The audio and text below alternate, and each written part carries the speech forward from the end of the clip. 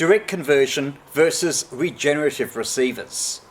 Both are fairly simple and easy to build, but there are some differences. Want to find out what they are? Well, keep watching.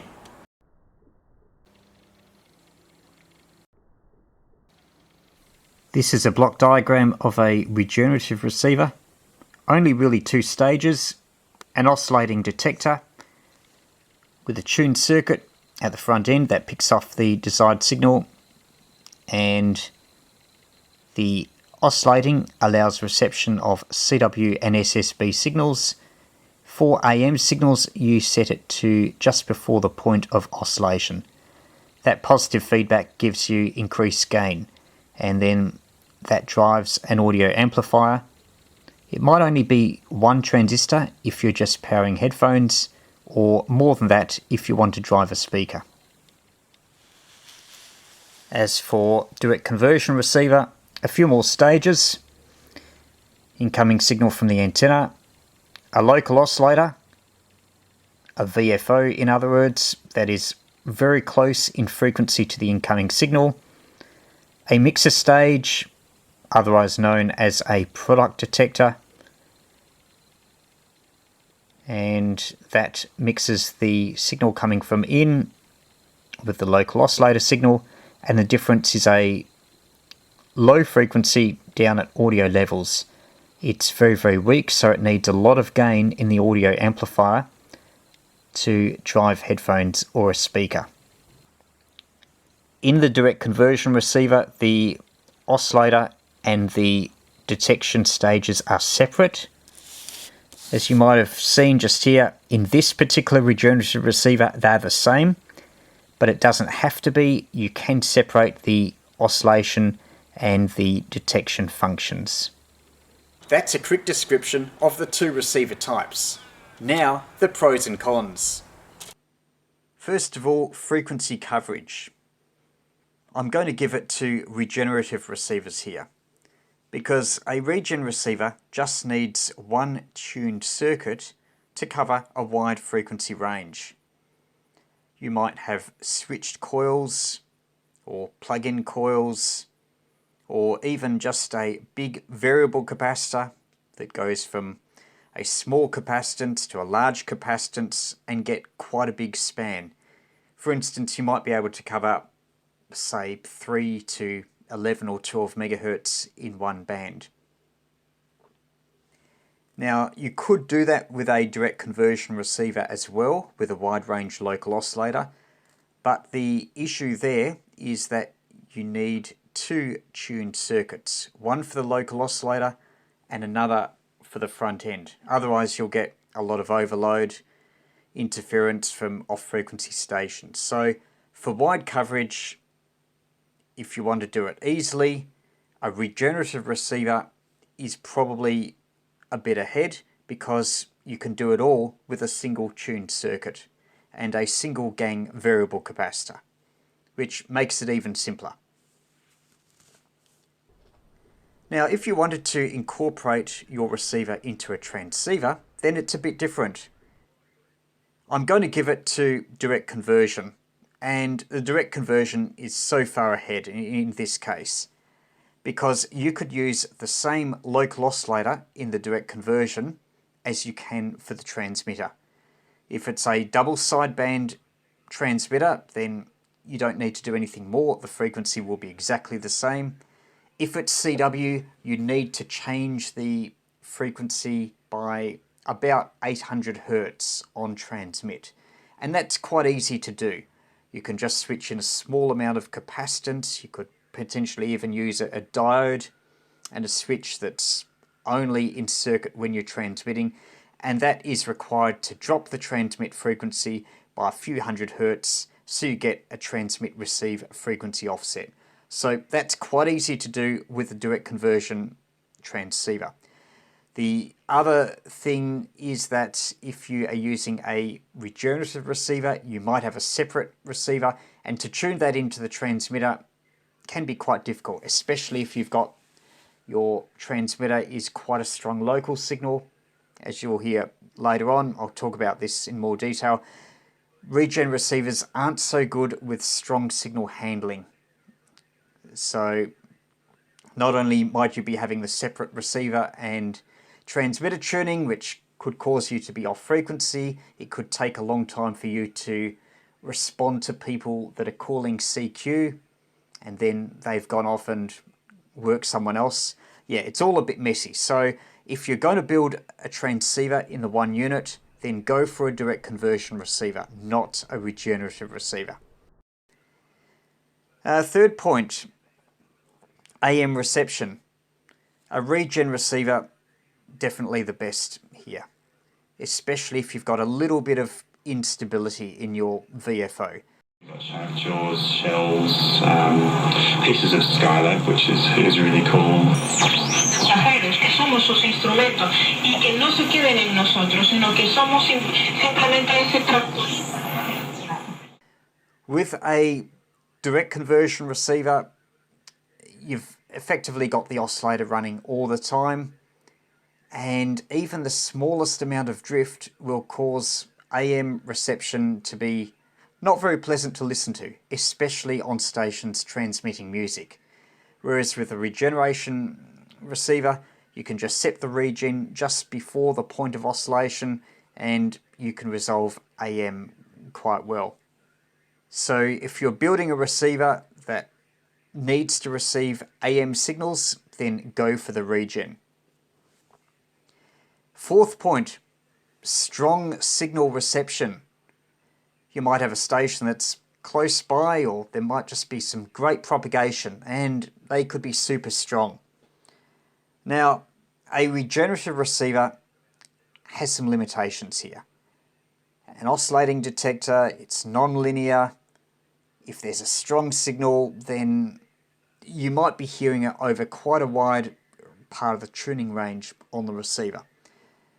Whereas a direct conversion receiver, especially one well built with a passive diode ring type product detector, can have excellent strong signal performance.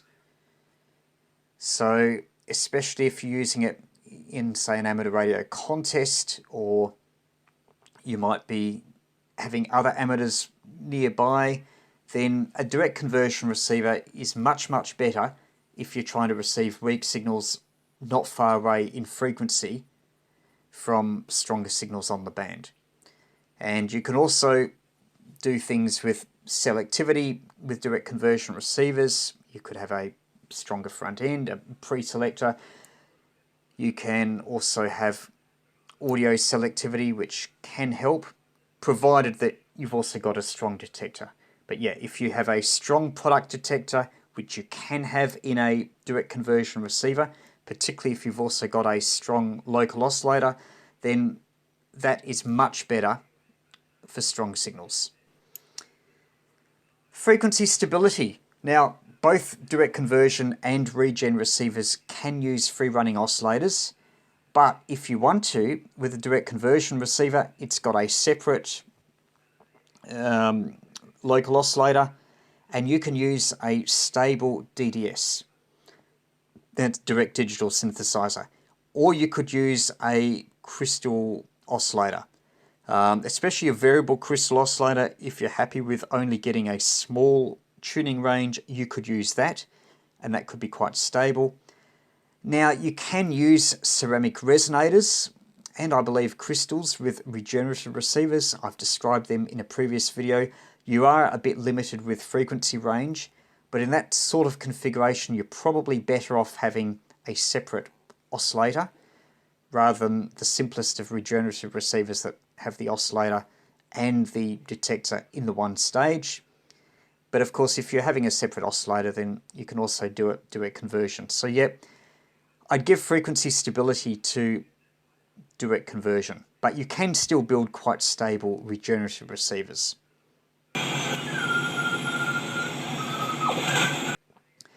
For simplicity, now the very simplest regenerative receivers might be just one transistor. It does everything. It's the oscillator, the detector. You could even set it up in what's called a reflex arrangement, where you're feeding some of the detected signal This time it's down to audio, but you're feeding it through the same transistor and you're amplifying audio in that one transistor. So for the ultimate in simplicity, you can get an amazing amount of gain from one transistor, and especially if you have positive feedback, which increases gain further, then a regenerative receiver is probably wins for simplicity.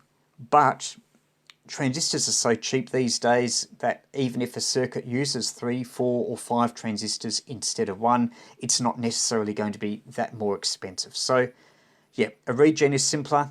There's a certain elegance about receiving signals from all over the world with just 1 or 2 transistors. You can do that on a regen.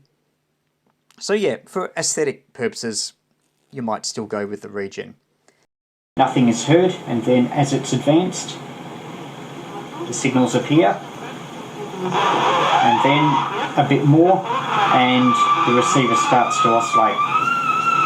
Now for AM signals, it has to be just below the point of oscillation. Now, ease of use. Tuning a regen receiver is very often a two-handed affair.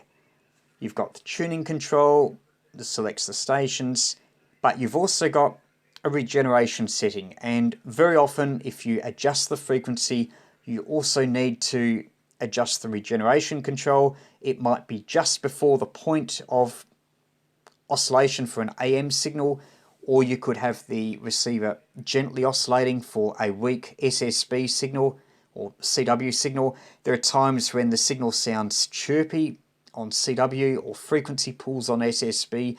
You might then have to reach for either an RF gain control in the front end and set that back, or in some receivers you can advance the regeneration control, and that can also reduce frequency pulling for some of the stronger signals. With regen controls as well, in a lot of receivers, if you move that slightly, then you might also cause a little bit of frequency drift. Even with RF gain controls on receivers, sometimes that can pull the frequency a little bit. So often tuning a regenerative receiver, especially on a SSB signal, can be a multi-handed affair.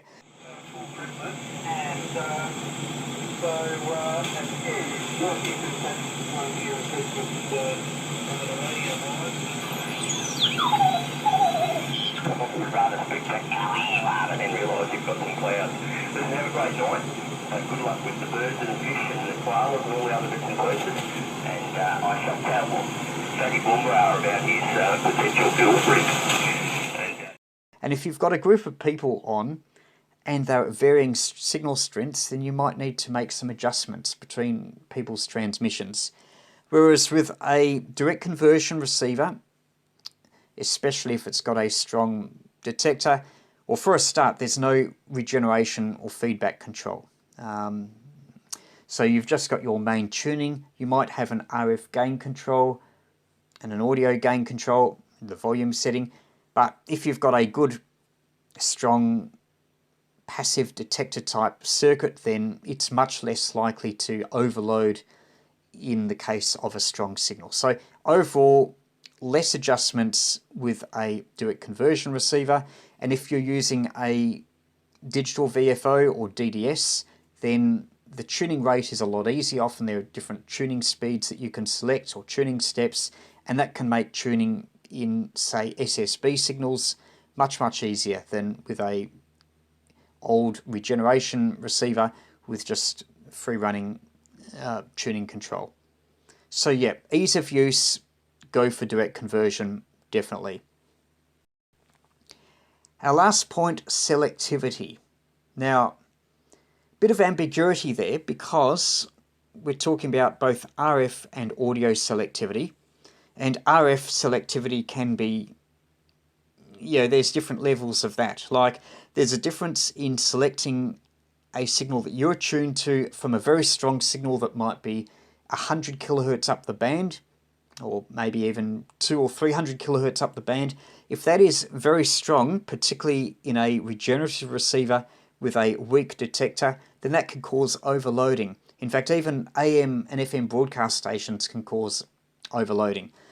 You can cure that by having some form of front-end filtering. A pre-selector is good. That also gives amplification as well as filtering. That may be desirable in some cases. But yeah, that's one form of selectivity. Another type of selectivity is if you've got a signal in the same band, it might be 5 or 10 kilohertz away. With a direct conversion receiver, you could use a good quality audio filter that will help a lot there. If a signal is 5 or 10 kilohertz away, you might have your audio filter rolling off at say 2.5 or 3 kilohertz for SSB reception. Now, a simple direct conversion receiver will have an issue with the audio image, as will a Regen for that matter, and that means the inability to suppress signals on the opposite sideband from where your suppressed carrier is, if you're trying to receive SSB signals. Now, with a direct conversion receiver, you can get around that with a more complex arrangement. I have described them in other videos, a phasing direct conversion receiver, and you've got phase changing circuits that mathematically null out the opposite sideband response. So then you can get better selectivity there. And that is applicable with certain types of direct conversion receivers. I've mentioned audio filtering before. You can have audio filtering on regenerative receivers, particularly useful for CW, but if you're trying to receive CW signals and there's a strong signal nearby, then you're more likely to have your regenerative receiver that is pulling in frequency because it's affected by a very strong signal nearby. Whereas with a direct conversion receiver, particularly if it's got a separate oscillator with good buffering, then you won't have that pulling problem, and especially if you've got a strong detector. Now, if you do have a strong detector in a direct conversion receiver, then you probably also need a low noise, high gain audio amplifier, as a strong diode type detector will involve a degree of conversion loss, and your receiver has to be a certain amount of gain to hear band noise and weak signals. So yeah, you may have to compensate for a detector that doesn't have gain, but in exchange you'll get much better strong signal performance. So for selectivity, that's another thing I forgot to mention with the regenerative set.